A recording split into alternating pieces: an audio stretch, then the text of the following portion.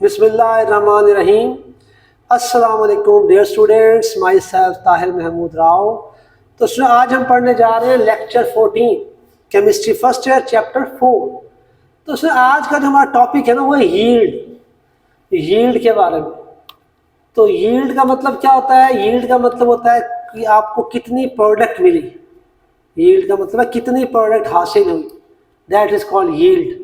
अब यील्ड की two types हैं, actual yield and theoretical yield. Theoretical yield को कैलकुलेटेड यील्ड भी कहते हैं। तो पहले actual yield. So actual yield का मतलब ये होता है कि आपने फिजिकली कोई केमिकल रिएक्शन परफॉर्म किया किसी लैब में या इंडस्ट्री में। आपने असल में फिजिकली आपने रिएक्टर्स को जोड़ा है, ख़ास जो है टेम्परेचर, प्रेशर, कैटालिस्ट, हर चीज़ आपने मेंटेन की उस रिएक्शन की, और आपने एक रिएक्शन परफॉर्म किया, और उसके बाद जो आपको प्रोडक्ट मिलेगी उस प्रोडक्ट को हम कहेंगे कि ये जो यील्ड है, ये जो आपको प्रोडक्ट हासिल हुई है, दैट इज एक्चुअल यील्ड। क्योंकि आपने एक्चुअल में असल में रिएक्शन परफॉर्म किया लैब में या इंडस्ट्री में, तो उसके बाद जो हमें यील्ड मिलती है उसे हम कहते हैं एक्चुअल यील्ड। तो आइए स्टूडेंट देखते हैं definition of actual yield. The amount of product obtained in a chemical reaction. आपने कोई केमिकल रिएक्शन किया है, उसके बाद जो आपको प्रोडक्ट मिलेगी उसे हम क्या बोलते हैं? एक्चुअल यील्ड बोलते हैं। यानी आपने केमिकल रिएक्शन परफॉर्म करना है फिजिकली। दूसरी टाइप होती है theoretical yield. Sir theoretical yield का मतलब होता है, इसे कैलकुलेटेड यील्ड भी बोलते हैं। तो आपका थ्योरेटिकल यील्ड या कैलकुलेटेड यील्ड का मतलब ये है कि आपने रिएक्शन नहीं किया, ना तो आप लैब में गए हैं, ना तो आप इंडस्ट्री में कुछ काम कर रहे हैं, जस्ट आपने बैठे बैठे आपने बैलेंस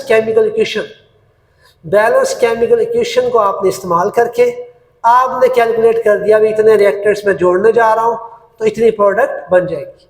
यानी आपने बस बैलेंस केमिकल इक्वेशन को इस्तेमाल करके आपने कैलकुलेट करना है कि इतनी प्रोडक्ट बनेगी।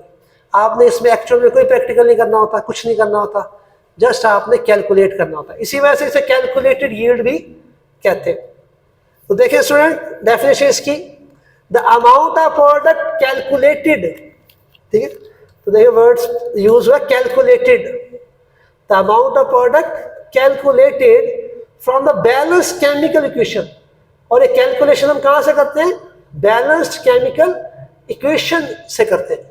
इसको हम बोलते हैं थ्योरेटिकल यील्ड या कैलकुलेटेड। यानी आपने असल में कुछ नहीं करना, जस्ट आपने बैलेंस्ड केमिकल इक्वेशन को इस्तेमाल करके आपने सोच लेना कि इतनी प्रोडक्ट बनेगी। जैसे मैं कहता हूं मेरे पास एक रिएक्शन है जी, C+O2 gives you CO2। अब सर ये जो रिएक्शन है, अब इस रिएक्शन को अगर हम इसकी एक्चुअल यील्ड देखना चाहें वो तो हम नहीं देख सकते, वो तो तभी हमें पता लगेगा अगर हम ये रिएक्शन परफॉर्म करेंगे असल में एक्चुअल में। तो एक्चुअल में अगर परफॉर्म करेंगे तो एक्चुअल यील्ड आएगी। लेकिन इस रिएक्शन की थ्योरेटिकल या कैलकुलेटेड यील्ड हम इस बैलेंस केमिकल इक्वेशन से कैलकुलेट कर सकते हैं। तो सुनिए बैलेंस केमिकल इक्वेशन, कार्बन एक है, यहाँ भी कार्बन का एक एटम, ऑक्सीजन के दो एटम है, यहाँ ऑक्सीजन के दो एटम है, तो this is balance chemical equation. तो अब इसमें देखिए आपको नजर आ रहा है जी 12 ग्राम जो है कार्बन है और 32 ग्राम जो है वो ऑक्सीजन है। 12 gram of carbon, 32 gram oxygen combining and they are going to form 44 gram of CO2। तो ये देखिए जी 12 ग्राम कार्बन, 32 ग्राम जुड़ रहे हैं ऑक्सीजन, 44 ग्राम CO2 बन, यानी पूरी की पूरी प्रोडक्ट बन गई। सारे के सारे रिएक्टर्स जो हैं वो आपके प्रोडक्ट में कन्वर्ट हो गए, कुछ भी ज़ाया नहीं हुआ, कुछ भी प्रॉब्लम नहीं हुआ। यानी ये तो तभी हो सकता है कि बिल्कुल आइडियल सिचुएशन हो, ठीक हो गया। तो ऐसा पॉसिबल तो नहीं है हकीकत में, तो लेकिन हम थ्योरेटिकल यील्ड को कैलकुलेट करते हैं बैलेंस केमिकल इक्वेशन की मदद से। असल में ये पॉसिबल नहीं है कि हम इतने रिएक्टर्स लें और सारी की सारी 100% उतनी ही प्रोडक्ट बन जाए। एक्चुअल में ऐसा पॉसिबल नहीं, ये जस्ट थ्योरी में, कैलकुलेशन में ऐसे हो सकता है और हम ऐसे कर सकते हैं। तो इसको बोलते हैं सिर्फ थ्योरेटिकल यील्ड, जिसमें हम बैलेंस केमिकल इक्वेशन की मदद से तमाम रिएक्टेंट्स को प्रोडक्ट में कन्वर्ट करते हैं और सोच ले रही थी प्रोडक्ट बन जाएगी, जो हकीकत में पॉसिबल नहीं है, क्योंकि अक्सर में फिर बहुत सारे अंदर इश्यूज आ जाते हैं, वो हम देखते हैं। चलो नेक्स्ट देखते हैं, बहुत ही इंपॉर्टेंट यहाँ से शॉर्ट क्वेश्चन। तो ये भी आपसे शॉर्ट क्वेश्चन पूछा जा सकता है। ये दो हमने टाइप्स पढ़ी है, ठीक है। शॉर्ट क्वेश्चन आ सकता है, differentiate between actual yield and theoretical yield. तो ये भी शॉर्ट क्वेश्चन पूछा जा सकता है जी, आपने इन दोनों की डेफिनेशन लिखनी है अगर ये शॉर्ट आ जाता है। उसके बाद नेक्स्ट ये शॉर्ट क्वेश्चन जो है नीचे वाला, ये बहुत ही इंपॉर्टेंट है, बहुत ज़्यादा एग्जाम में पूछा जाता है। तो क्वेश्चन क्या, why actual yield always less than theoretical yield. हमेशा एक्चुअल यील्ड जो है कम होती है और थियोरेटिकल यील्ड ज़्यादा होती है। तो अब ऐसा क्यों होता है? ऐसा इसलिए, जाहिर बात अभी हमने टॉपिक डिस्कस किया है, एक्चुअल यील्ड में हमने असल में परफॉर्मेंस करनी होती है, परफॉर्म करना होता है, रिएक्टर्स को लेके रिएक्शन करना होता है। तो दैट्स वाई वहाँ पे कुछ चीज़ पैरामीटर्स होती हैं, चीज़ें जो है 100% वैसे नहीं हो सकता। जबकि थियोरेटिकल यील्ड में हमने कुछ भी नहीं करना, जस्ट कैलकुलेशन करनी। तो अब देखिए इसके आंसर में 2 पॉइंट्स हमारी बुक में गिवन है, यही 2 पॉइंट्स अगर आप कोट कर देंगे तो ये इसका आंसर हो जाएगा। तो क्या वजह है जी, ऐसा होता क्यों है? तो क्या है, द प्रोसेस इज लाइक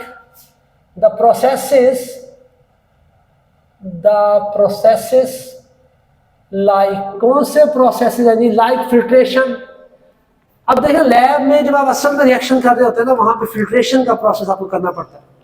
चीज़ों को प्योरीफाई करने के लिए फिल्ट्रेशन करते हैं। फिल्ट्रेशन में सिर्फ फिल्टर पेपर यूज़ किया जाता है, आपको पता है फिल्टर पेपर होता है। तो फिल्टर पेपर से हम जो अनडिजॉल्व पार्टिकल्स होते हैं, इम्प्योरिटीज होती हैं रिएक्टेंट्स में, उनको रिमूव करने के लिए फिल्ट्रेशन करते हैं। तो अब फिल्ट्रेशन करते हैं हम असल में जब रिएक्शन करते हैं, वहाँ पे सेपरेशन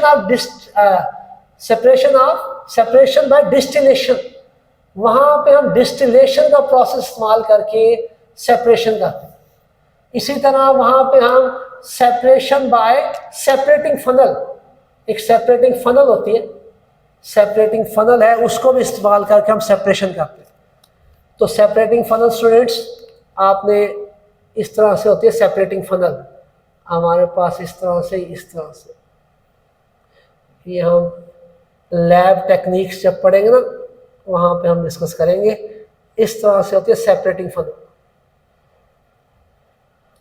तो सेपरेटिंग फनल में यहाँ पे एक टैप लगी होती है। तो ये सेपरेटिंग फनल इस तरह से होती है। इस सेपरेटिंग फनल का बेसिकली काम ये होता है कि आपके पास पोलर और नॉन पोलर है 2 लिक्विड, तो दोनों लिक्विड को सेपरेट करना। तो आप कैसे करेंगे, उसमें भी सेपरेटिंग फनल से करते हैं। फर्स्ट क्या मैं कहता हूँ 2 लिक्विड है, नीचे पोलर है, फर्ज करो वाटर है नीचे, और फर्ज करो ऊपर ईथर है, ये ईथर। तो 2 लेयर्स कभी भी एक दूसरे मिसिबल नहीं होंगी, ये इमिसिबल लिक्विड्स है, वाटर एंड ईथर।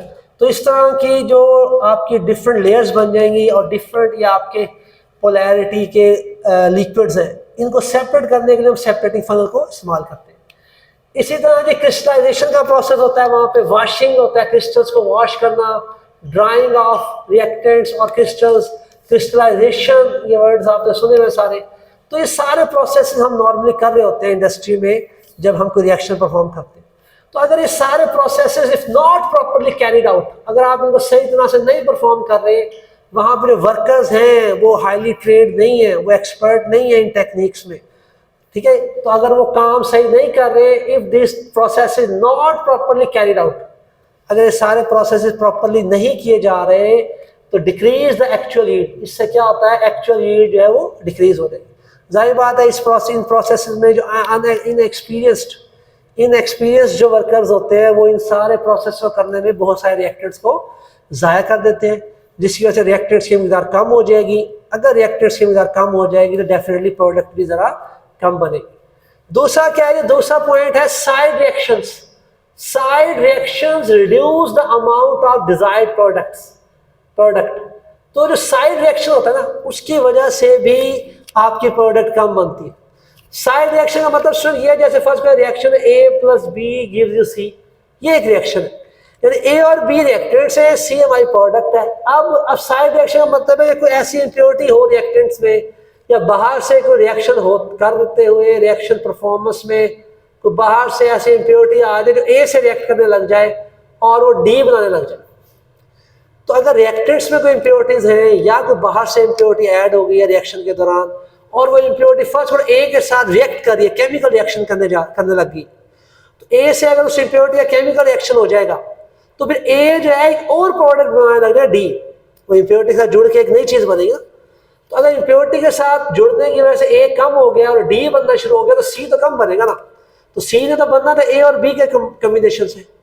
तो इस तरह ये चीज़ को हम बोलते हैं साइड रिएक्शंस। तो अगर कोई साइड रिएक्शन हो रहा है वहाँ पे इम्प्योरिटीज की प्रेजेंस की वजह से, तो फिर भी आपकी जो एक्चुअल प्रोडक्ट है ना, जो असल आपकी प्रोडक्ट है जो आप बनाने जा रहे हो ना, वो फिर उसकी मिकदार कम हो जाएगी। तो ये आपका शॉर्ट क्वेश्चन कंप्लीट हो गया। वेरी इंपॉर्टेंट शॉर्ट क्वेश्चन, इसको अच्छे से सब बच्चों ने याद करना है। उसके बाद नेक्स्ट है एफिशिएंसी ऑफ रिएक्शन। तो स्टूडेंट जो कोई रिएक्शन होता है उसकी एफिशिएंसी को हम कैसे चेक करते हैं? एफिशिएंसी को हम चेक करते हैं परसेंटेज यील्ड से। तो स्टूडेंट देखिए परसेंटेज यील्ड बिल्कुल वही फार्मूला है परसेंटेज यील्ड का, actual yield divided by theoretical yield multiplied by 100। जैसे आपके होते हैं ना, जैसे मार्क्स लेते हैं हम लोग, तो हम क्या कहते हैं, obtained marks divided by total marks multiplied by 100। तो इससे हमारे मार्क्स की परसेंटेज हम कैलकुलेट कर जाते हैं। तो ये हर बच्चे ने की होगी।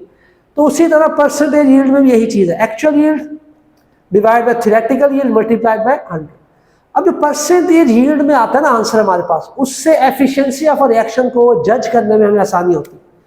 क्योंकि उसमें देखें परसेंटेज में चीज़ों को आसान होता है अंडरस्टैंड करना। जैसे फर्ज करें कोई स्टूडेंट कहता है कि मेरे जी मैट्रिक में 92% नंबर है या 93% नंबर है, तो ये क्लियर है आउट ऑफ 100 की बात हो रही कि 100 में से 92 या 93% है।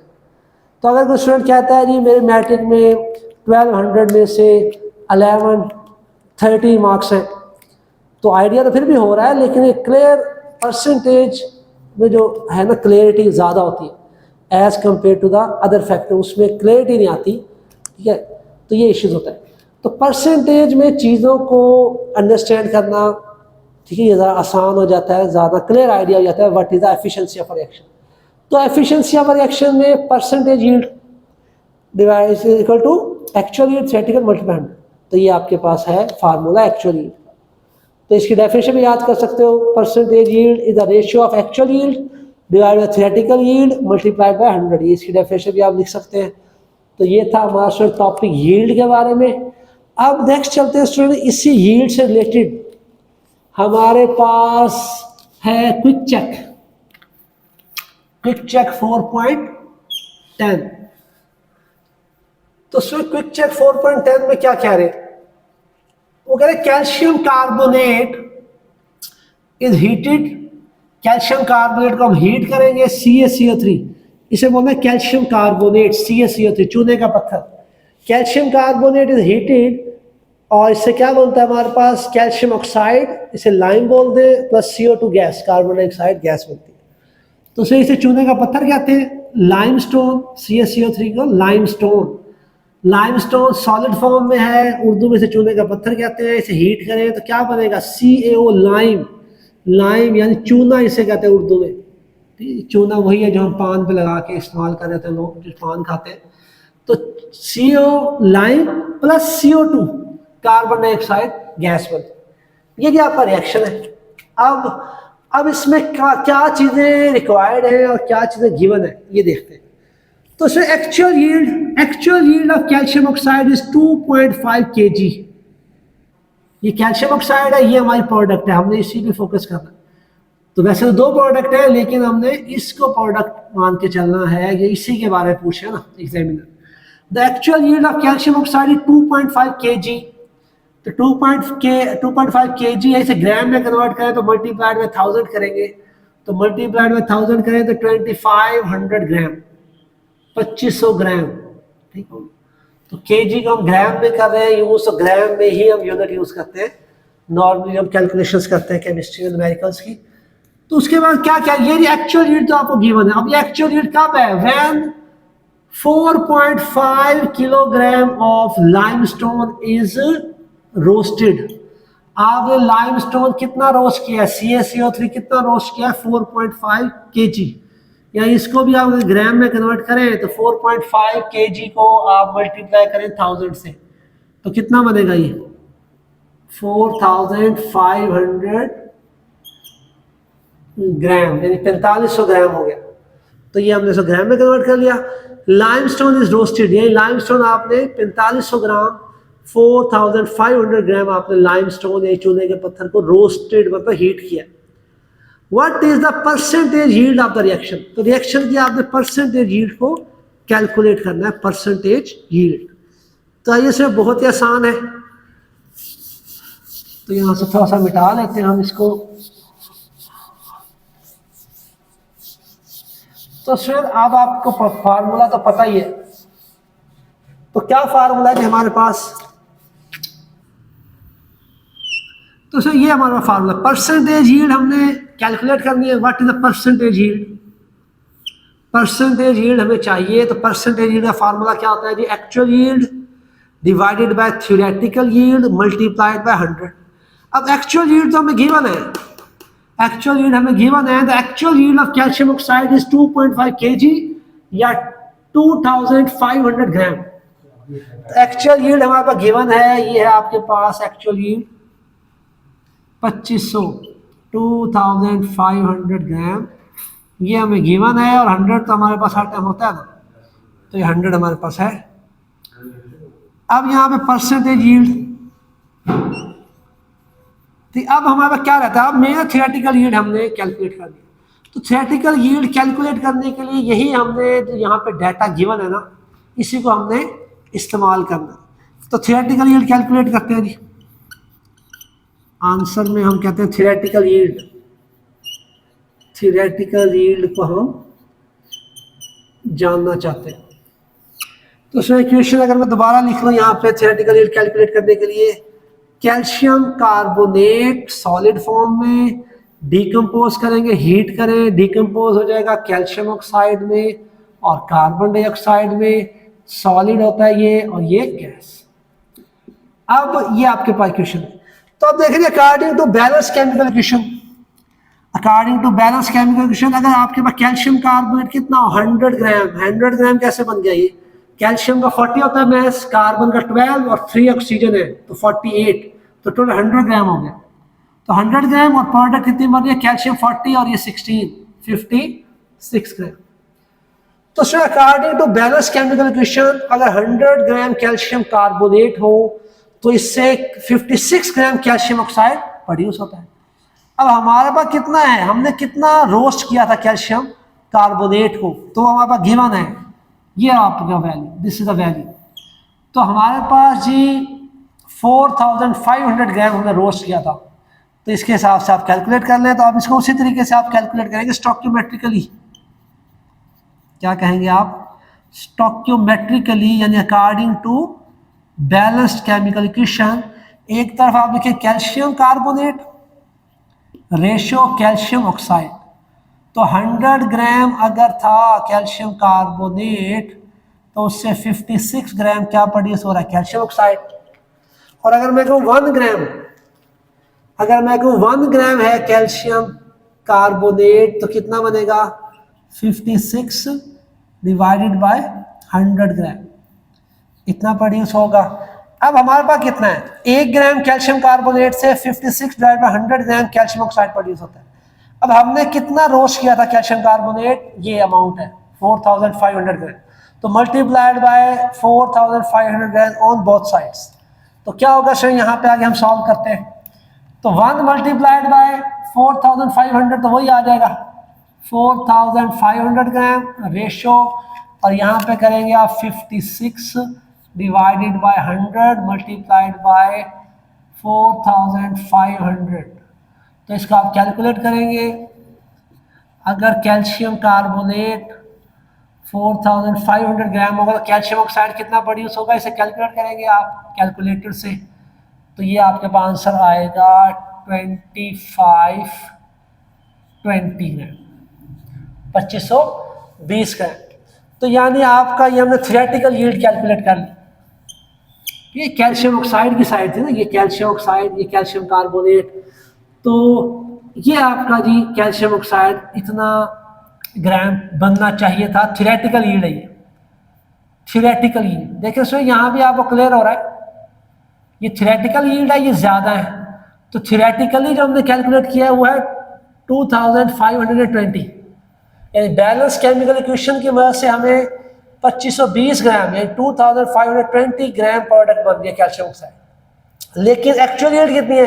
एक्चुअल यील्ड 2500 ग्राम, यानी एक्चुअल यील्ड कम है, थियोरेटिकल यील्ड ज़्यादा है।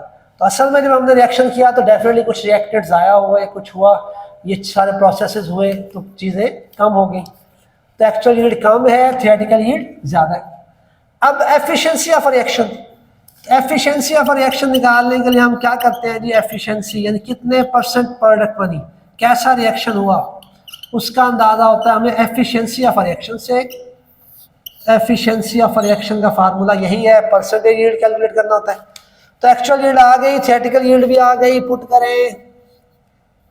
पुट करेंगे तो सॉल्व करेंगे तो परसेंटेज यील्ड विल बी 99.2%। तो इसका मतलब है भाई रिएक्शन ये बहुत अच्छा हुआ है, आपकी एफिशिएंसी ऑफ रिएक्शन भी 99.2% है, यानी बहुत कम यहाँ पे रिएक्टेंट्स का लॉस हुआ है, बहुत कम यहाँ पे कोई ऐसा साइड रिएक्शन कोई हुआ है जिसकी वजह से कुछ कम। तो बहुत ही अच्छा रिएक्शन हुआ, एफिशिएंसी बहुत ज़्यादा है, परसेंट यील्ड बहुत ज़्यादा है। तो सर ये था हमारा आज का लेक्चर जिसमें हमने यील्ड के टॉपिक को कवर किया, साथ में हमने क्विक चेक 4.10 को कवर किया।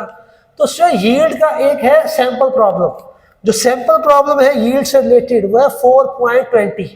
तो 4.20 जो सैंपल प्रॉब्लम वो आप खुद से करेंगे, बिल्कुल इसी तरह आसान है वो। उसमें एस्प्रीन आपके पास प्रोडक्ट दी हुई है, 2 रिएक्टेंट्स हैं आपके पास, सैलिसिलिक एसिड और एसिटिक एसिड एनहाइड्राइड। तो 2 रिएक्टेंट्स हैं और वहाँ पे प्रोडक्ट क्या है, एस्प्रीन।